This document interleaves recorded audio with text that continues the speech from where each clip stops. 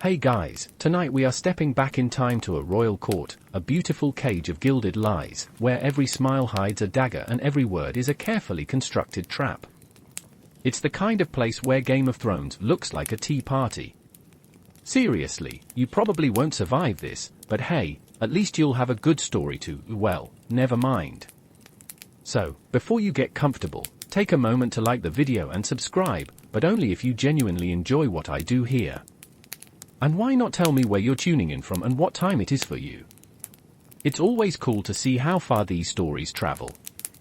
Now, dim the lights, maybe turn on a fan for that soft background hum, and let's ease into tonight's journey together. The carriage rumbles to a halt, its ornate wheels finally still after what feels like weeks of travel. You step out, your legs stiff and your head swimming with the sights and sounds of the sprawling castle grounds. The air itself seems thick with intrigue, a blend of wood smoke, perfume, and something else, something metallic, like old blood. You try not to think about that last part. Before you stretches a courtyard paved with stones worn smooth by centuries of footsteps. Banners emblazoned with the royal crest, a snarling griffin clutching a golden chalice, snap in the breeze. Knights in gleaming armor stand guard, their faces impassive, their eyes scanning the crowd with unnerving intensity. You can practically taste the paranoia. A liveried servant approaches, bowing deeply. "Welcome to the court of King Oberyn," he intones, his voice a practiced monotone. "His Majesty awaits your presence." He gestures toward the massive oak doors of the castle, each studded with iron and carved with scenes of legendary battles. You take a deep breath, trying to remember the etiquette lessons you crammed on the journey here. One wrong move, one misplaced word, and you could find yourself in the dungeons, or worse. As you follow the servant into the castle, the sheer scale of the place overwhelms you. Tapestries depicting epic hunts and romantic trysts adorn the walls, their colors vibrant even in the dim light. Torches flicker in sconces, casting long, dancing shadows that seem to whisper secrets. You pass through a series of grand halls, each more opulent than the last, until you reach the throne room. And there he is, King Oberyn. He sits upon a raised dais, his throne crafted from what appears to be solid gold. He's younger than you expected, maybe in his early 30s, with a sharp, intelligent face framed by a neatly trimmed beard. His eyes, however, are cold and calculating, assessing you with a gaze that feels like it's stripping you bare. He's wearing a velvet robe trimmed with ermine, and a heavy gold crown rests upon his head. He looks every bit the absolute monarch. Around him, the court buzzes with activity. Lords and ladies in elaborate gowns and jewels cluster in small groups, their voices hushed, their eyes darting nervously. You spot a few familiar faces, distant relatives, mostly, but none of them seem eager to acknowledge you. They probably know something you don't. Like, where the bodies are buried, figuratively and literally. Historians still argue whether medieval courts were truly as treacherous as they're often portrayed. Some claim it's all romanticized exaggeration. You, however, have a sinking feeling that the rumors are true. Very, very true. Oberyn raises a hand, and the room falls silent. "So," he says, his voice resonant and commanding, "you have finally arrived. I have heard much about you." He pauses, letting his words hang in the air. "Let us hope you prove worthy of our attention." He smiles, but it doesn't reach his eyes.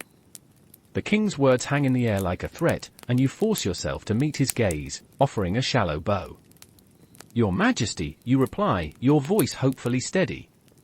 "I am honored to be here, and I will strive to serve you to the best of my abilities."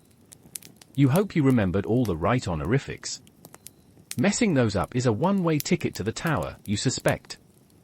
Oberyn inclines his head slightly, a gesture that could mean anything: approval, amusement, or perhaps just indifference. It's impossible to tell. "We shall see," he says. "For now, you will be assigned quarters in the West Wing. Lord Elmsworth will see to your introduction to court life." He gestures to a portly man with a receding hairline and a perpetually worried expression. Lord Elmsworth bows deeply, his jowls wobbling.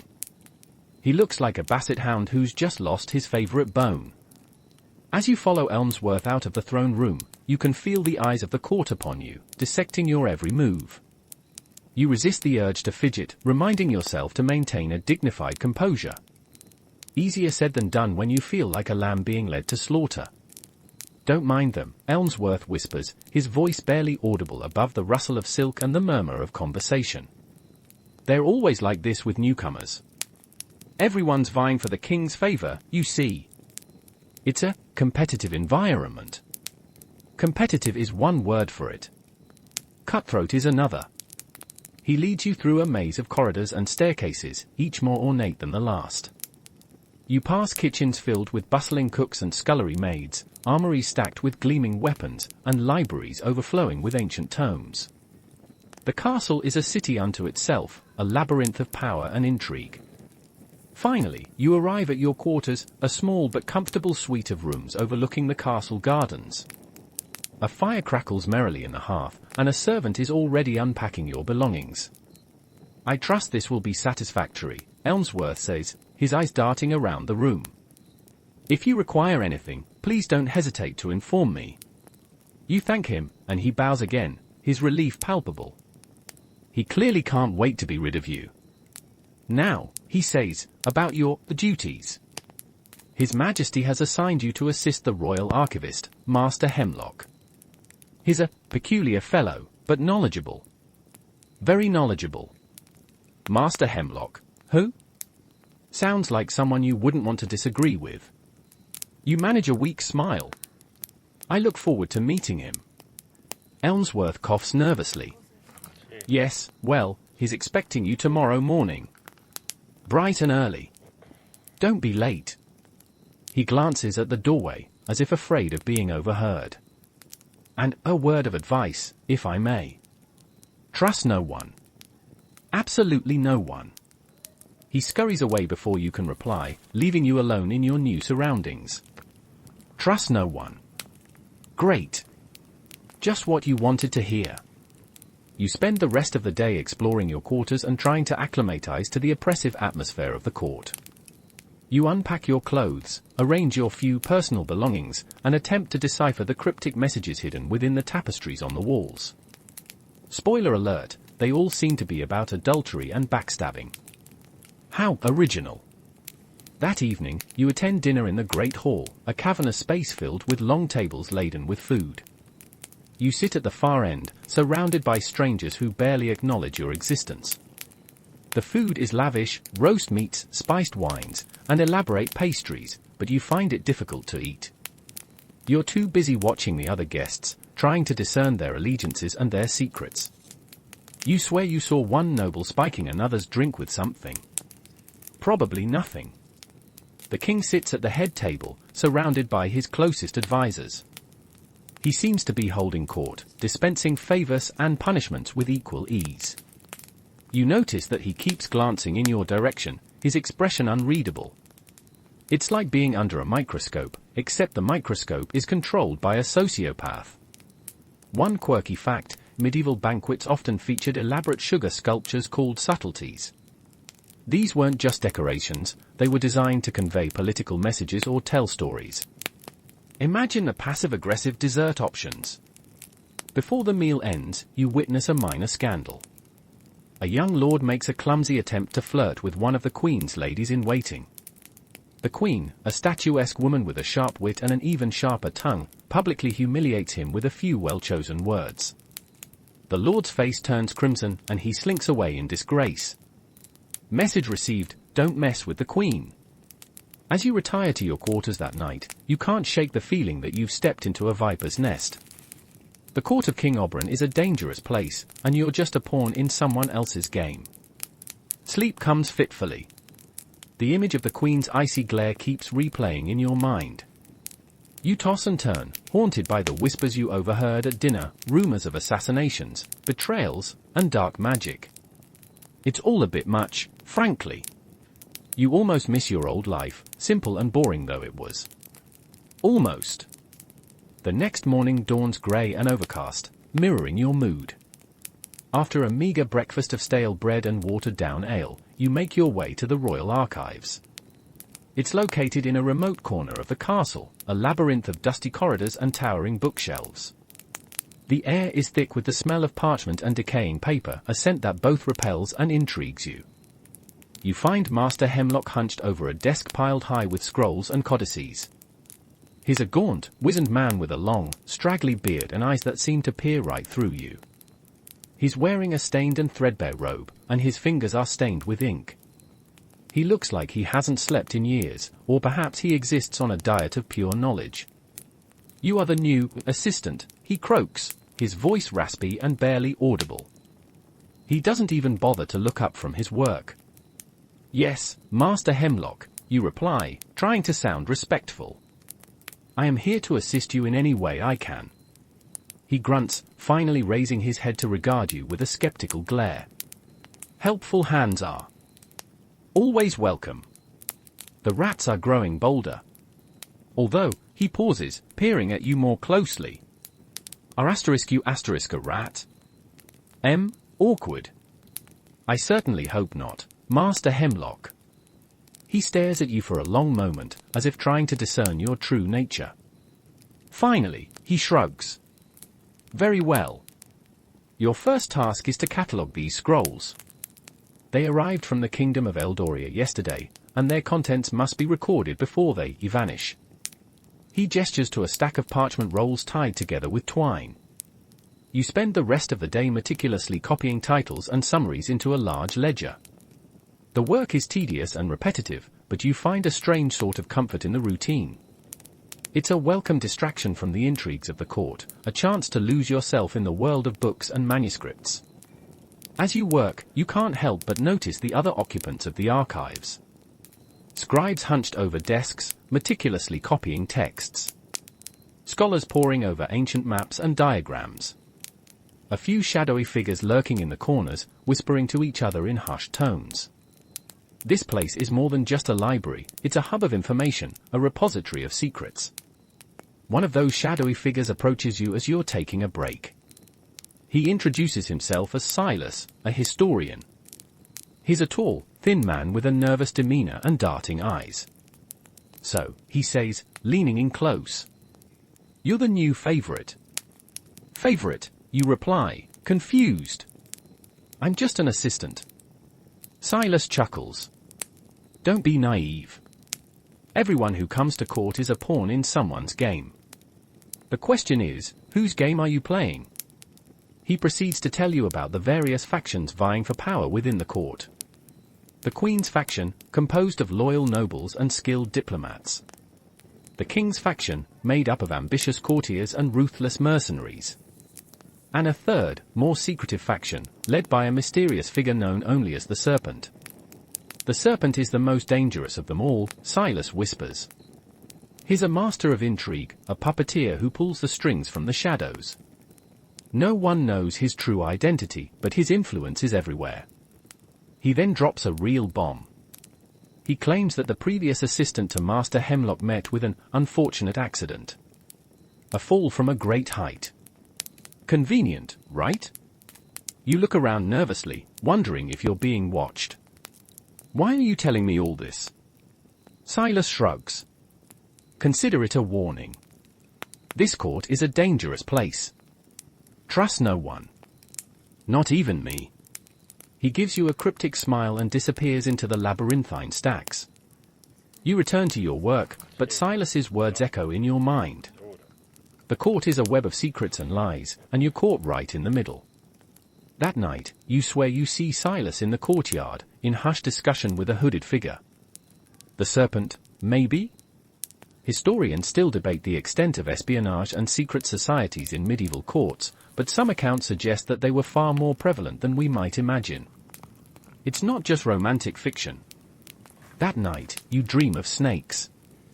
The following days pass in a blur of tedious tasks and unsettling encounters. You continue to assist Master Hemlock in the archives, cataloging scrolls and deciphering ancient texts. You learn a great deal about the history of the kingdom, but you also uncover some disturbing secrets, hidden treaties, forgotten scandals, and evidence of dark rituals. The more you learn, the more you realize how little you truly know. You also become more aware of the subtle power plays unfolding around you. You witness whispered conversations in the corridors, furtive glances across the Great Hall, and carefully orchestrated alliances. Everyone seems to be maneuvering for position, jockeying for the king's favor.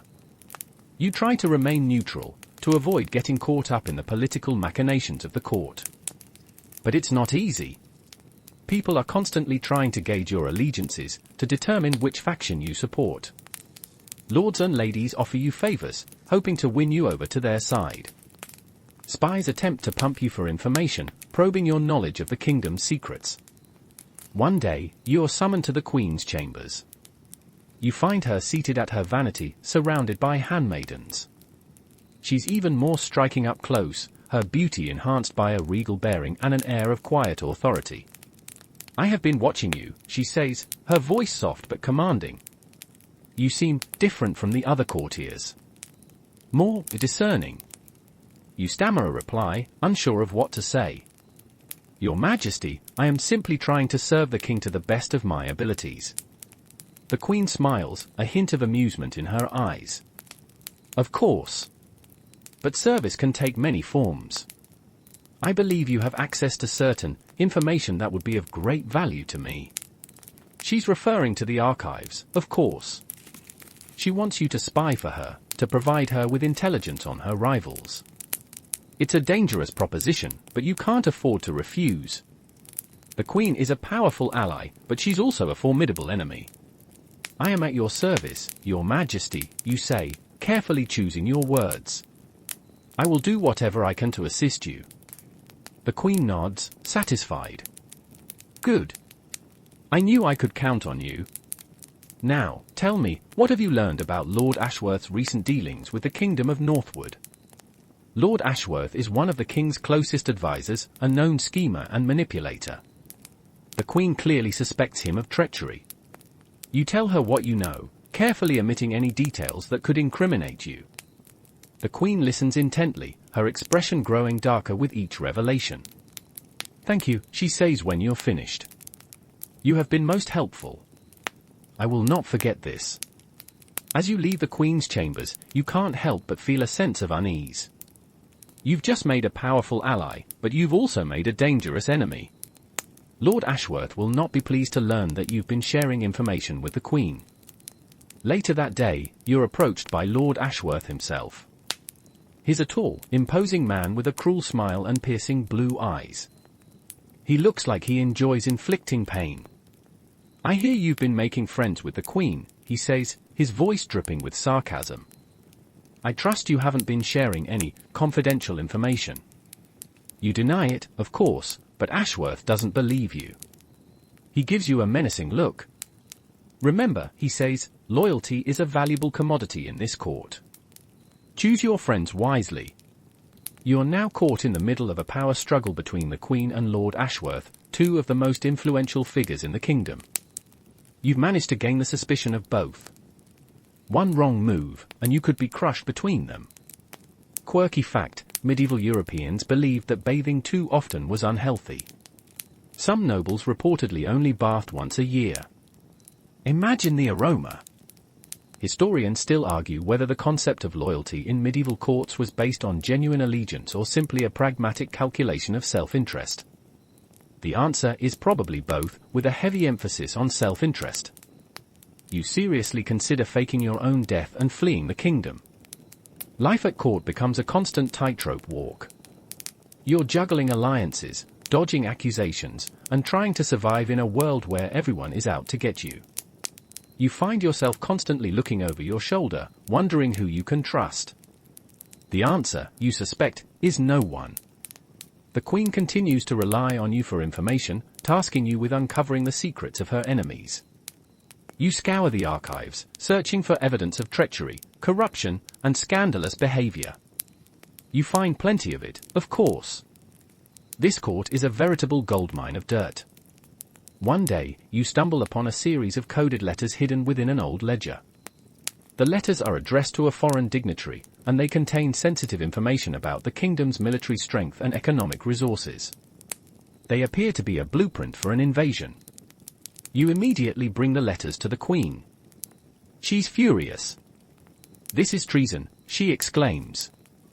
"Ashworth is plotting to betray the kingdom."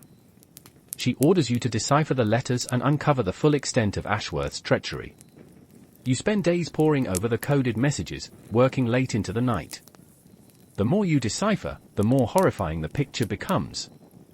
Ashworth is not just plotting against the Queen, he's planning to overthrow the king and seize the throne for himself. The Queen decides to confront Ashworth with the evidence, but she needs irrefutable proof. She tasks you with finding a witness who can testify against him. You scour the court, searching for someone who knows about Ashworth's plot. You encounter plenty of people who suspect him of treachery, but no one is willing to speak out against him. They're all too afraid of the consequences. Finally, you find a disgruntled servant who claims to have overheard Ashworth discussing his plans with a group of mercenaries. The servant is terrified of Ashworth, but he agrees to testify if the Queen can guarantee his safety. The Queen promises to protect the servant, and she arranges a secret meeting in her chambers. Ashworth is summoned to the Queen's presence, unaware of the trap that awaits him. As Ashworth enters the Queen's chambers, he's greeted by the sight of the Queen, you, and the nervous servant. The Queen accuses him of treason, presenting the coded letters as evidence. Ashworth denies the charges, but the Queen produces the servant, who testifies against him. Ashworth's face turns crimson with rage. "This is a lie," he shouts. "This servant is a traitor." The Queen remains calm. "The evidence speaks for itself, Ashworth. Your treachery is exposed." She signals to the guards, who seize Ashworth and drag him away. Ashworth is imprisoned in the dungeons, awaiting trial. The Queen has triumphed. But you know that this is just the beginning. Ashworth has powerful allies, and they will not let him fall without a fight. The Queen, however, is not content to simply imprison Ashworth. She wants to uncover the full extent of his conspiracy, to identify all of his co-conspirators. She tasks you with interrogating Ashworth, with extracting information from him. You're hesitant to accept the task. Interrogation is not your forte. But the Queen insists. She believes that you have a knack for uncovering secrets. You visit Ashworth in his cell. He's chained to the wall, his face bruised and bloodied. He glares at you with hatred. He spits. "You're the one who betrayed me." You try to remain calm, to adopt a professional demeanor. "I'm just here to ask you a few questions, Lord Ashworth. If you cooperate, things will be easier for you." Ashworth laughs, a hollow, bitter sound. "Easier? I'm in a dungeon, facing execution. How could things possibly be easier?" He's got a point. You begin the interrogation, asking him about his co-conspirators, his plans for overthrowing the king, and the identity of his foreign allies. Ashworth refuses to answer, remaining defiant and uncooperative. You try different tactics, appealing to his sense of honor, threatening him with torture, even offering him a deal. But nothing works. Ashworth remains stubbornly silent. After hours of fruitless interrogation, you're about to give up. But then, you notice something. A small, almost imperceptible twitch in Ashworth's eye whenever you mention the name of Lady Beatrice, one of the Queen's closest confidants. You realize that Lady Beatrice is involved in Ashworth's plot. Historical tidbit: torture was a common interrogation technique in medieval times. Methods ranged from the rack to waterboarding, which, dates back further than you think. The revelation that Lady Beatrice is involved in Ashworth's conspiracy sends shockwaves through the court. Lady Beatrice is not just any noble woman, she's the Queen's best friend, her most trusted advisor. The idea that she could betray the Queen is almost unthinkable. You return to the Queen and tell her what you've discovered. She's stunned, disbelieving. Beatrice would never do such a thing, she insists. You must be mistaken. You present the evidence, the twitch in Ashworth's eye, the subtle clues you've gathered from your conversations with Lady Beatrice. The Queen listens intently, her expression growing increasingly troubled. Finally, she concedes that there might be some truth to your suspicions. But she refuses to believe that Lady Beatrice is actively plotting against her. She decides to confront Lady Beatrice, to give her a chance to explain herself. A secret meeting is arranged in the Queen's private garden. You're hidden behind a hedge, eavesdropping on the conversation. The Queen confronts Lady Beatrice with the accusations, presenting the evidence you've gathered. Lady Beatrice is initially defensive, denying any involvement in Ashworth's plot. But as the Queen presses her, her facade begins to crumble. Finally, she breaks down, confessing her role in the conspiracy. She claims that she was coerced by Ashworth, that she was afraid of the consequences if she refused to cooperate. But the Queen doesn't believe her. "You betrayed me, Beatrice," she says, her voice filled with sorrow. "You were my friend, and you stabbed me in the back." Lady Beatrice tries to apologize, but the Queen is unmoved. She orders the guards to arrest Lady Beatrice and take her to the dungeons. The arrest of Lady Beatrice throws the court into chaos. Everyone is whispering about the Queen's betrayal, wondering who else might be involved in the conspiracy. Suspicion and paranoia are rampant. You find yourself under increased scrutiny. Some courtiers admire you for uncovering the truth, while others resent you for exposing Lady Beatrice. You're never quite sure who to trust. One day, you're summoned to the King's chambers. He's been largely absent from the court in recent weeks, preoccupied with matters of state. But he's clearly aware of the turmoil that's unfolding.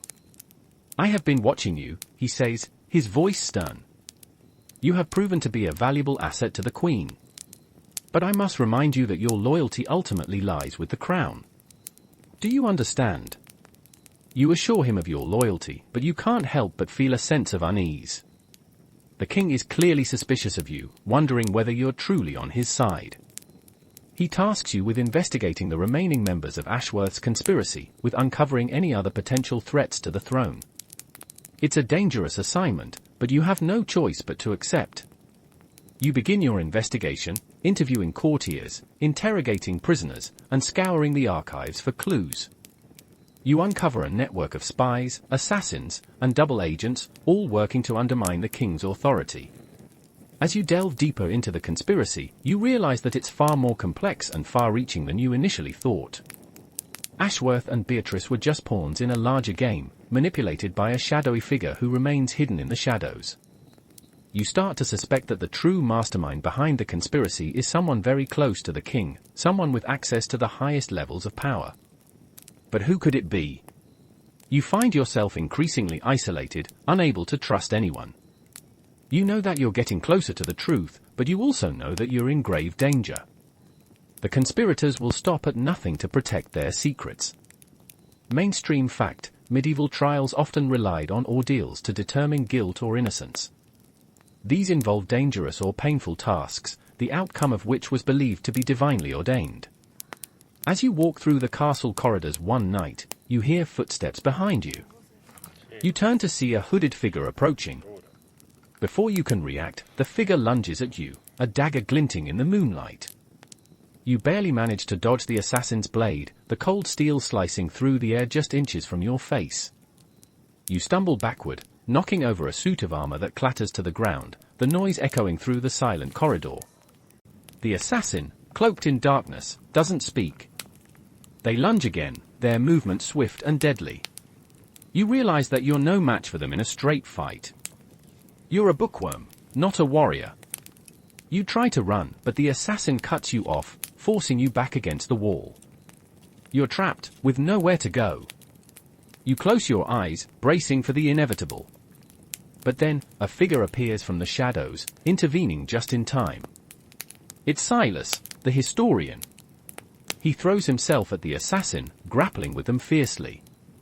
You use the opportunity to escape, scrambling away from the fight. You don't stop running until you reach the relative safety of your chambers, slamming the door shut behind you. You lean against the door, gasping for breath, your heart pounding in your chest. You can't believe what just happened. Someone tried to kill you. You peek out of your window, but the corridor is empty. Silas and the assassin have vanished. You wonder what happened to them. Did Silas survive? Was he in league with the assassin all along? You spend the rest of the night barricaded in your chambers, too afraid to sleep. You know that you're not safe, that the conspirators will stop at nothing to silence you. The next morning, you receive a summons to the King's presence. You're hesitant to go, fearing that it's a trap. But you have no choice. You must obey the king's command. You arrive at the throne room, your nerves on edge. The king is seated on his throne, his face grim. The queen stands beside him, her expression equally serious. We have learned of an incident that occurred last night, the king says, his voice cold. An attempt was made on your life. You confirm the king's statement, recounting the events of the previous night. You tell him about the assassin, about Silas's intervention, and about your suspicions regarding the conspiracy. The king listens intently, his eyes narrowed. When you're finished, he speaks. This is a grave matter, he says. We must uncover the truth and bring the perpetrators to justice. He orders an investigation into the assassination attempt, tasking the royal guard with finding the assassin and bringing them to justice. He also orders you to cooperate fully with the investigation. You agree, but you can't shake the feeling that the king is not telling you everything. He seems to be holding something back, as if he knows more than he's letting on. As the investigation gets underway, you find yourself drawn into a web of intrigue and deception. You interview witnesses, examine evidence, and follow leads, trying to piece together the puzzle. You learn that the assassin was a skilled mercenary, hired by a wealthy noble with ties to Ashworth's conspiracy. The noble's motive is unclear, but you suspect that he was trying to silence you before you could uncover his involvement in the plot. You also learn that Silas, the historian, has disappeared. No one has seen him since the night of the assassination attempt. You fear that he's been silenced, that he knew too much and was eliminated by the conspirators. As you delve deeper into the investigation, you stumble upon a disturbing discovery. A death has occurred that wasn't an assassination attempt, but instead a poisoning. A prominent member of the court, Lord Harrington, has died after drinking from a chalice at dinner. The official cause of death is listed as a sudden illness, but you suspect foul play. Lord Harrington was a close ally of the Queen, and he had been investigating Ashworth's conspiracy. It's possible that he was poisoned by the conspirators to prevent him from uncovering the truth. You decide to investigate Lord Harrington's death, despite the risks. You visit his chambers, searching for clues. You examine his belongings, interview his servants, and review his medical records. You discover that Lord Harrington had been suffering from a mysterious ailment for weeks, experiencing symptoms such as nausea, dizziness, and fatigue. His doctors were unable to diagnose the cause of his illness. You also discover a small vial hidden in Lord Harrington's desk, containing a clear, odorless liquid. You suspect that this liquid is the poison that killed him. You bring the vial to Master Hemlock, the royal archivist, asking him to identify the substance. Master Hemlock examines the vial carefully, sniffing the contents and performing a series of tests. After several hours, he delivers his verdict. This is aconite, he says, his voice grave. A deadly poison, derived from the monkshood plant. It's virtually undetectable, and it can cause a slow, agonizing death. The revelation that Lord Harrington was poisoned with aconite sends a chill down your spine. Aconite is not a common poison, it requires specialized knowledge to extract and administer. This suggests that the conspirators have access to someone with alchemical expertise. You begin to suspect the court alchemist, Master Alatar. He's a reclusive and enigmatic figure, rumored to possess vast knowledge of poisons and antidotes. He keeps to himself, rarely venturing out of his laboratory. You decide to investigate Master Alatar to determine whether he was involved in Lord Harrington's death. You visit his laboratory, a cluttered and chaotic space filled with strange chemicals, bubbling potions, and arcane instruments. The air is thick with the smell of sulfur and other pungent odors. Master Alatar is a wizened old man with a long, white beard and piercing blue eyes. He greets you with suspicion, wary of your presence in his domain. You ask him about Lord Harrington's death, inquiring whether he had any knowledge of aconite or other poisons. Master Alatar denies any involvement, claiming that he only uses his alchemical knowledge for healing purposes. But you don't believe him. You notice a small patch of monkshood growing in a corner of his laboratory. Monkshood is the source of aconite. You confront Master Alatar with your suspicions, accusing him of poisoning Lord Harrington. He vehemently denies the charges, insisting that he would never harm anyone. But you press him, presenting the evidence you've gathered. You tell him about the aconite in the vial, the monkshood in his laboratory, and the suspicious circumstances surrounding Lord Harrington's death. Finally, Master Alatar cracks. He admits that he provided the aconite to someone, but he claims that he didn't know it would be used to kill Lord Harrington. He says that he was coerced by a powerful figure within the court, someone who threatened his life if he refused to cooperate. He refuses to reveal the identity of the person who coerced him, fearing for his safety. But he provides you with a clue. He says that the person wears a distinctive ring, a signet ring bearing the image of a serpent coiled around a chalice. The serpent. That's the symbol of the mysterious figure who's been pulling the strings behind the scenes. You realize that you're getting closer to uncovering the truth, but you're also putting yourself in greater danger. You thank Master Alatar for his cooperation and leave his laboratory, determined to find the person with the serpent ring. You know that this person is the key to unraveling the entire conspiracy. You begin your search, discreetly observing the members of the court. You pay close attention to their hands, looking for the distinctive serpent ring. You eliminate several suspects, ruling out those who don't wear rings or who wear rings with different symbols. But then, you spot someone wearing the serpent ring. It's Lord Elmsworth, the portly man who greeted you upon your arrival at court. Lord Elmsworth? You can't believe it. He seemed so harmless, so insignificant. But appearances can be deceiving. You realize that Elmsworth has been playing a double game all along, pretending to be a loyal servant of the king while secretly working for the conspirators. He's been gathering information, spreading rumors, and manipulating events from behind the scenes. You decide to confront Elmsworth with your suspicions, to expose his treachery. You find him in his office, poring over a stack of documents. Lord Elmsworth, you say, your voice cold. I know about your involvement in the conspiracy. I know about the serpent ring. Elmsworth pales, his eyes widening in fear. He tries to deny the charges, but you cut him off. Don't bother lying, you say. I know that you provided the aconite to poison Lord Harrington. I know that you've been working with the conspirators to undermine the king's authority. Elmsworth breaks down, confessing his role in the conspiracy. He claims that he was motivated by greed and ambition, that he wanted to gain power and influence within the court. He offers to cooperate with you, to provide you with information about the other conspirators in exchange for your protection. You're tempted to accept his offer, but you know that you can't trust him. He's a liar and a traitor, and he'll do anything to save his own skin. Quirky fact, medieval doctors often diagnosed illnesses by examining urine. They would assess its color, smell, and even taste. You decide to take Elmsworth into custody, to prevent him from warning the other conspirators. You summon the royal guard and order them to arrest him.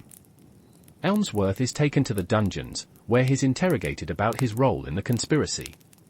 He reveals the names of several other conspirators, including some of the most powerful figures in the court.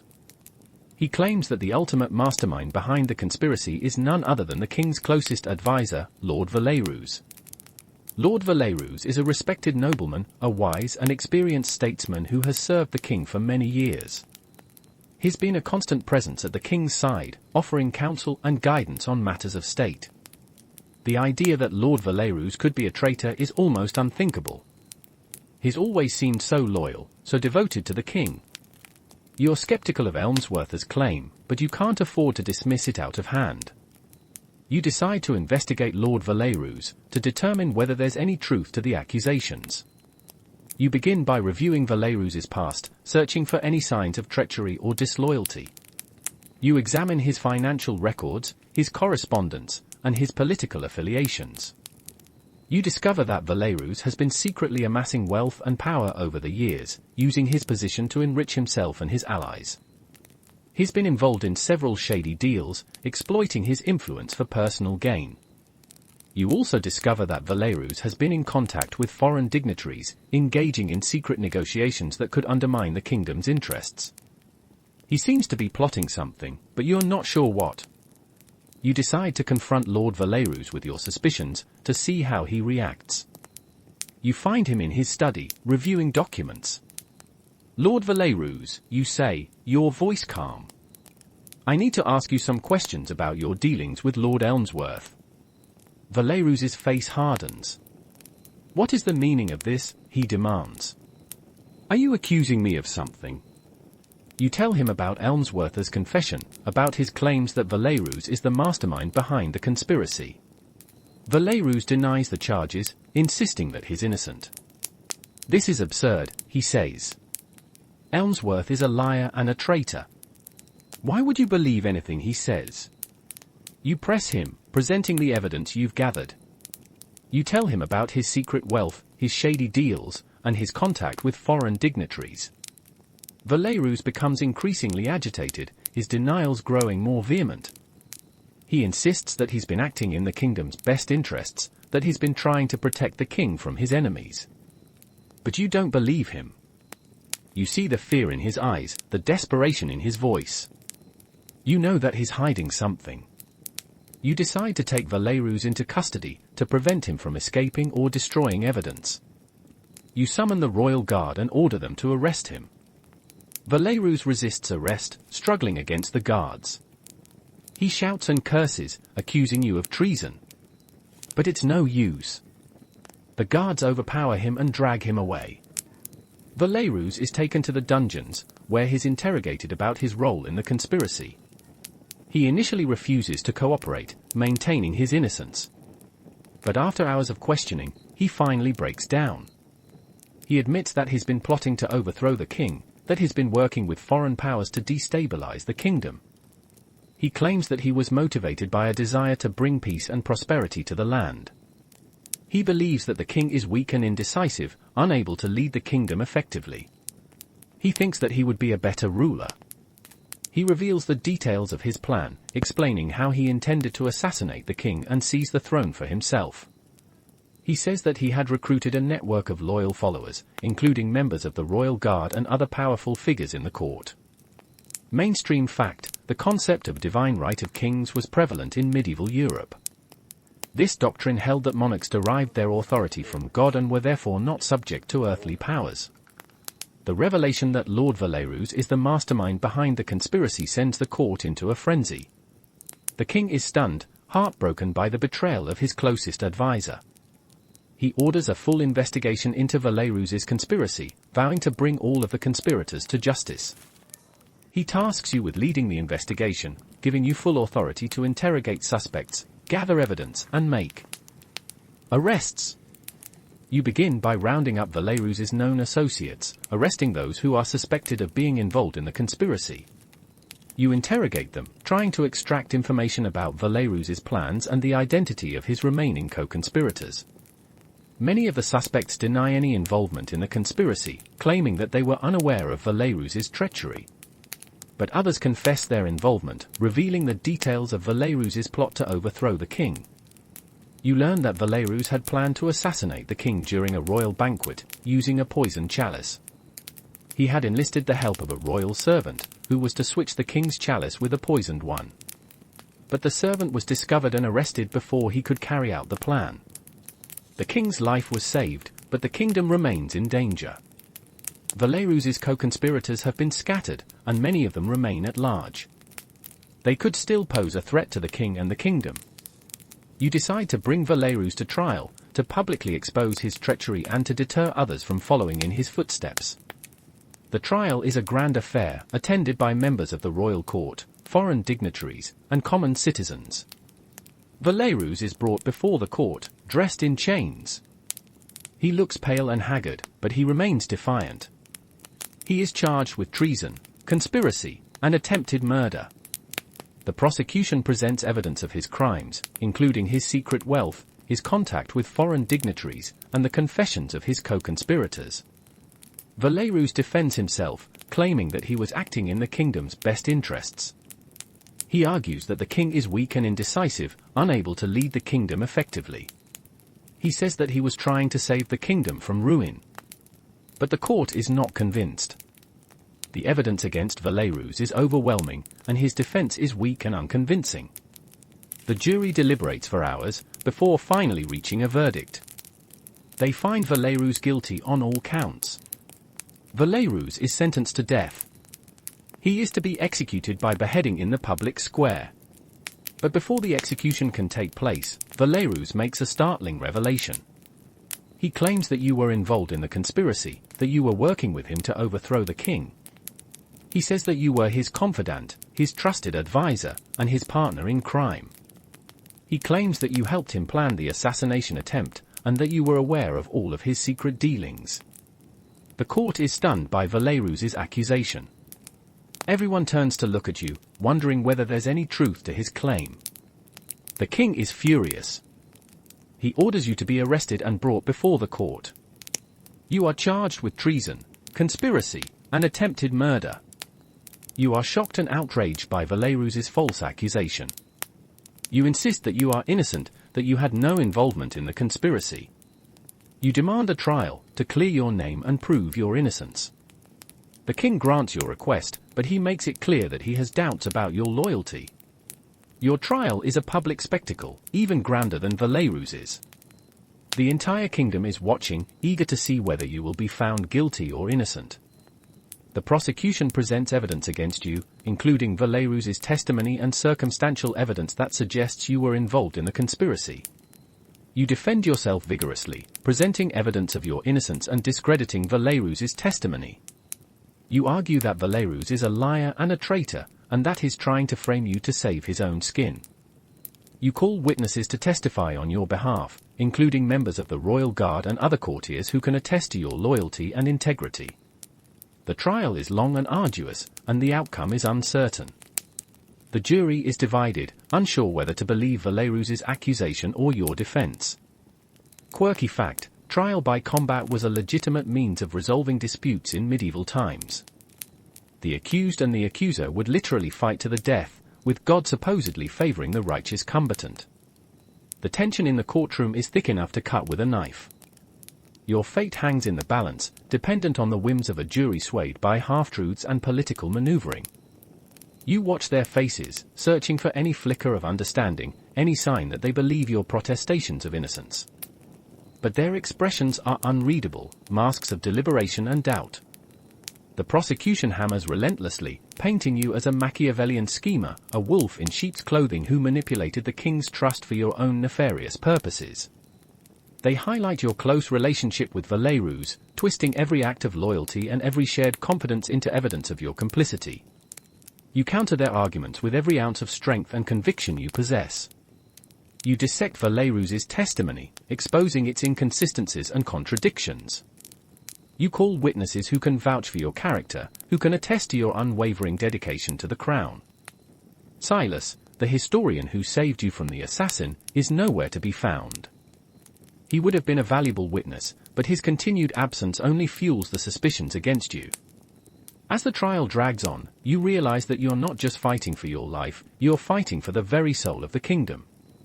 Valerus's conspiracy has shaken the foundations of the monarchy, and your conviction would only serve to further destabilize the realm. You decide to take a gamble, a risky maneuver that could either save you or condemn you. You demand the right to cross-examine Valerus himself, to confront him directly with his lies and expose his true motives. The king hesitates, wary of allowing the condemned traitor to further disrupt the proceedings. But he ultimately grants your request, recognizing that the truth must be uncovered, no matter the cost. Valerus is brought back into the courtroom, his eyes burning with hatred. He glares at you, his face contorted with rage. You begin your cross-examination, calmly and methodically dismantling Valerus's accusations. You challenge him on every point, forcing him to defend his claims with concrete evidence. As you press him, Valerus becomes increasingly flustered, his carefully constructed facade beginning to crumble. He resorts to personal attacks, insults, and outright fabrications, revealing his true character to the court. Finally, you ask him the question that you've been saving for last, the question that you believe will expose his treachery once and for all. Lord Valerus, you say, your voice ringing with conviction, who ordered you to kill Lord Harrington? Valerus hesitates, his eyes darting nervously around the room. He knows that his answer to this question will determine his fate, and yours. He opens his mouth to speak, but But then, a figure rises from the crowd, interrupting him. It's Lady Beatrice, the Queen's former confidant, who was imprisoned for her involvement in Valerus's conspiracy. I did, she cries, her voice filled with remorse. I ordered Valerus to kill Lord Harrington. He was getting too close to the truth. The courtroom erupts in chaos. The guards rush to restrain Lady Beatrice, but it's too late. The truth is out. Lady Beatrice confesses that she was the mastermind behind Valerus's conspiracy, that she had manipulated him into plotting against the king. She reveals that she had been motivated by a thirst for power, a desire to rule the kingdom from behind the throne. She explains that she had ordered the death of Lord Harrington because he had discovered her treachery. She knew that he would expose her to the king, and she couldn't allow that to happen. With Lady Beatrice's confession, the truth is finally revealed. You are exonerated, your name cleared. Valerus is exposed as a pawn in Lady Beatrice's game, a puppet manipulated by her ambition. Lady Beatrice is sentenced to death for her crimes. She is executed alongside Valerus, their bodies displayed in a public square as a warning to others. Mainstream fact, public executions were common in medieval Europe, serving as a form of entertainment and a deterrent to crime. With the execution of Lady Beatrice and Lord Valerus, the court breathes a collective sigh of relief. The conspiracy has been exposed, the traitors have been punished, and the kingdom has been saved. Or so it seems. But beneath the surface, discontent continues to simmer. Many people are disillusioned with the king, believing that he was too weak and indecisive to prevent the conspiracy from taking root. They whisper that he was easily manipulated by Valerus and Lady Beatrice, and that is no longer fit to rule. You find yourself caught in the middle of this growing unrest. Some courtiers praise you for uncovering the conspiracy, hailing you as a hero of the kingdom. Others resent you, blaming you for the chaos and bloodshed that have plagued the court. You try to remain neutral, to avoid taking sides in the brewing conflict. But it's not easy. The court is divided into factions, each vying for power and influence. The king's supporters are struggling to maintain control, while his opponents are plotting to overthrow him. One day, you're approached by a group of disgruntled nobles who are plotting a rebellion against the king. They believe that he has become a tyrant, abusing his power and oppressing his subjects. They ask you to join their cause, to help them overthrow the king and establish a new, more just regime. They promise you a position of power in the new government, a chance to shape the future of the kingdom. You're torn. On the one hand, you're loyal to the king, and you don't want to betray him. On the other hand, you can see the validity of the rebels' complaints. The king has made mistakes, and he may no longer be the best ruler for the kingdom. You ask the rebels for time to consider their offer, promising to give them your answer soon. You spend days agonizing over your decision, weighing the pros and cons of joining the rebellion. You consult with trusted advisors, seeking their counsel and guidance. Some advise you to remain loyal to the king, warning you of the dangers of rebellion. Others urge you to join the rebels, arguing that it's the only way to save the kingdom from tyranny. Finally, you make your decision. You decide to join the rebellion, believing that it's the right thing to do for the kingdom. You inform the rebels of your decision, pledging your support to their cause. The rebels are overjoyed to have you on their side. They know that your support will lend legitimacy to their rebellion, and that it will increase their chances of success. The rebellion begins in earnest, with the rebels seizing control of key cities and fortresses throughout the kingdom. The king's forces attempt to suppress the rebellion, but they're outnumbered and outmatched. The kingdom is plunged into civil war, with battles raging across the land. The rebels gain momentum, winning victory after victory. You play a key role in the rebellion, using your knowledge of the court and your network of contacts to undermine the king's authority. You spread propaganda, recruit soldiers, and sabotage the king's war efforts. As the rebellion gains strength, the king becomes increasingly desperate. He resorts to increasingly ruthless tactics, oppressing his subjects and executing suspected rebels. His actions only serve to fuel the rebellion, driving more and more people to join the rebels' cause. The king's reign is teetering on the brink of collapse.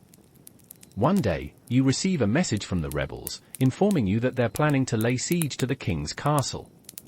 They ask you to join them in the siege, to help them bring the king to his knees. You agree, knowing that this is the final showdown, the moment that will determine the fate of the kingdom. You gather your forces and march to the king's castle, ready to fight for the future of the realm. Historians still debate whether rebellion is ever justified, arguing over the balance between loyalty and the right to resist tyranny. It's a question that has plagued humanity for centuries. The siege of the king's castle begins with a thunderous roar. Cannons boom, catapults hurl stones, and archers rain down arrows upon the castle walls. The defenders retaliate with equal force, showering the attackers with boiling oil, hot sand, and burning projectiles. You stand among the rebel forces, watching the carnage unfold. The air is thick with smoke and the stench of death. The ground is littered with the bodies of fallen soldiers, both rebels and loyalists. The siege drags on for weeks, with neither side gaining a clear advantage. The rebels are unable to breach the castle walls, while the king's forces are unable to break the siege. You realize that you need to find a way to break the stalemate, to give the rebels the edge they need to win the siege. You decide to try a risky maneuver, a secret plan that could either save the rebellion or doom it to failure. You know that the castle has a secret passage, a hidden tunnel that leads from the dungeons to the outside world. You believe that you can use this passage to sneak a small force of rebels into the castle, to launch a surprise attack from within. You gather a group of loyal rebels and explain your plan to them. They're hesitant, knowing that the plan is dangerous and that their chances of success are slim. But they trust you, and they agree to follow you into the secret passage. Under the cover of darkness, you and the rebels slip into the dungeons and locate the entrance to the secret passage. It's a narrow, winding tunnel that leads deep into the bowels of the castle. You and the rebels crawl through the tunnel, navigating the darkness and avoiding the traps that have been set to deter intruders. The air is damp and musty, and the tunnel is filled with rats and other vermin. After hours of crawling, you finally reach the end of the tunnel. You emerge into a hidden chamber, located deep within the castle walls. You and the rebels quietly make your way through the castle, avoiding the guards and the patrols. You reach the main courtyard, where you launch your surprise attack. The rebels storm the courtyard, attacking the king's forces from behind. The defenders are caught off guard, and they're quickly overwhelmed. A fierce battle erupts in the courtyard, with rebels and loyalists clashing in a desperate struggle for control of the castle. You fight alongside the rebels, wielding your sword and cutting down your enemies. The battle rages for hours, with neither side willing to give ground. The courtyard is soaked in blood, and the air is filled with the screams of the dying. Finally, the rebels gain the upper hand. They push back the king's forces, capturing key positions within the castle. The king realizes that he's lost the battle. He orders his remaining forces to retreat to the inner keep, the last bastion of his power. The rebels pursue the king's forces, storming the inner keep. A final, desperate battle erupts, with rebels and loyalists fighting for control of the throne room. You lead the charge, fighting your way through the ranks of the king's guards. You reach the throne room, where you confront the king himself. The king stands before you, his face pale and his eyes filled with fear. He's surrounded by his remaining guards, who are ready to defend him to the death. Mainstream fact: sieges were a common feature of medieval warfare, often lasting for months or even years. Castles were designed to withstand prolonged sieges, with thick walls, fortified gates, and ample supplies of food and water. The throne room is silent, save for the crackling of the fire in the hearth and the heavy breathing of the soldiers surrounding you. The king stares at you, his eyes filled with a mixture of anger and despair. So, he says, his voice barely a whisper. It has come to this. You, whom I trusted, have betrayed me. You meet his gaze, your heart heavy with regret. I did what I thought was right for the kingdom, you reply. You left me no choice. The king scoffs. Right? You call this right? Treason, rebellion, bloodshed, is that your idea of justice? You clench your fists, trying to control your emotions. You became a tyrant, you say. You abused your power, and you oppressed your subjects. The people had no other recourse but to rise up against you. The king shakes his head, his face contorted with anger. They were misled, he says. They were manipulated by ambitious fools who sought to seize power for themselves. He draws his sword, the steel gleaming in the firelight. But it ends here, he declares. I will not surrender my throne to rebels and traitors. I will fight to the death. You draw your own sword, preparing for battle. The guards surrounding the king raise their weapons, ready to defend their liege to the bitter end. The battle begins with a furious clash of steel. You and the king engage in a fierce duel, your swords meeting in a shower of sparks. The guards charge at you, but the rebel soldiers intercept them, engaging them in a brutal melee. You and the king exchange blow after blow, each strike testing the other's skill and strength. The king is a skilled warrior, but you are younger and more determined. You parry his attacks, dodging his thrusts, and countering with your own swift and deadly strikes. The king begins to tire, his movement slowing, his breath growing ragged. You see your opportunity, and you seize it. You feint to the left, then strike to the right, catching the king off guard. Your sword finds its mark, piercing his armor and sinking into his flesh. The king cries out in pain, dropping his sword. He stumbles backward, clutching at the wound in his chest. He collapses to the floor, his eyes wide with disbelief. He looks up at you, his face pale and bloodied. Why, he whispers. Why did you do this? You kneel beside him, your voice filled with sorrow. I did it for the kingdom, you say. I did it for the people. The king closes his eyes, his body going limp. He takes one last breath, then falls silent. The battle in the throne room comes to an end. The king's guards surrender, laying down their weapons. The rebels have won. You stand up, your body aching, your clothes stained with blood. You survey the scene of carnage, your heart filled with a mixture of triumph and regret. The kingdom has been saved, but at a great cost. The king is dead, and the land has been ravaged by civil war. You know that your work is not yet done. You must now rebuild the kingdom, heal its wounds, and establish a new, more just regime. You address the rebel soldiers, thanking them for their courage and their sacrifice. You promise them that their efforts will not be in vain, that you will create a better future for the kingdom. You declare the end of the monarchy and the establishment of a new republic, ruled by a council of elected representatives. You pledge to uphold the principles of liberty, equality, and justice for all. The soldiers cheer, their voices ringing with hope. They believe that you can lead them to a brighter tomorrow, that you can create a kingdom where everyone is free and equal. Historical tidbit: medieval republics were rare, but they did exist. The Republic of Venice, for example, was a powerful maritime state that lasted for over 1,000 years. The cheers of the rebel soldiers echo through the castle, a symphony of hope amidst the ruins of the old regime. But as you stand there, amidst the wreckage of the throne room, a chilling realization dawns upon you. Victory, it seems, is a double-edged sword. The kingdom is yours to rebuild, but the task ahead is monumental. Years of corruption and tyranny have left deep scars, and the civil war has only deepened the divisions among the people. Famine stalks the land, banditry is rampant, and the treasury is empty. You're basically starting from scratch, except everyone is exhausted and angry. You assemble a council of wise and trusted advisors, drawn from all segments of society, nobles, merchants, scholars, and even former rebels. Together, you begin the arduous process of restoring order and establishing a new government.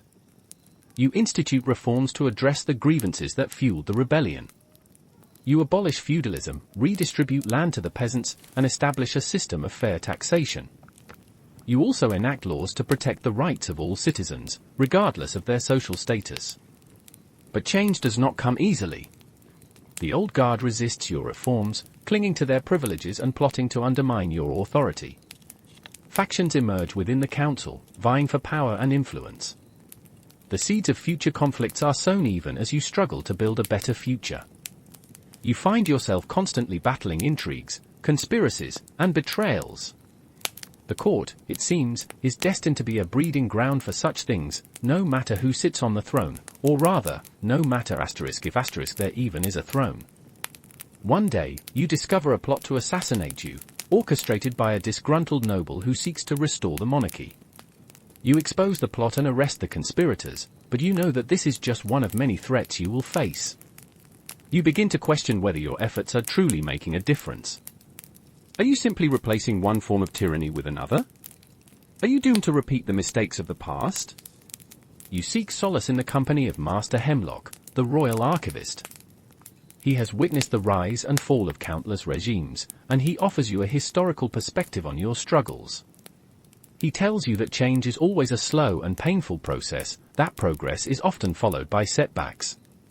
He reminds you that even the most noble ideals can be corrupted by ambition and greed. But he also tells you that hope is never lost, that even in the darkest of times, the human spirit can endure. He encourages you to stay true to your principles, to never give up on your vision of a just and equitable society. Inspired by Master Hemlock's words, you rededicate yourself to the task of rebuilding the kingdom. You continue to implement reforms, to fight against corruption, and to promote peace and unity. Slowly but surely, the kingdom begins to heal. Famine is alleviated, banditry is suppressed, and the economy begins to recover. The people start to regain their trust in government, and a sense of hope returns to the land. You realize that you may not be able to create a perfect society, but you can create a better one. You can build a kingdom where everyone has the opportunity to thrive, where everyone is treated with dignity and respect. You have a choice, and it's a choice that will ripple across the ages. You can choose to succumb to the darkness, to become the very thing you fought against. Or you can choose to rise above the corruption, to forge a new path, a path towards justice and enlightenment. Historians will debate your legacy for centuries to come, arguing over whether you were a hero or a villain, a visionary or a fool. But one thing is certain, you changed the course of history.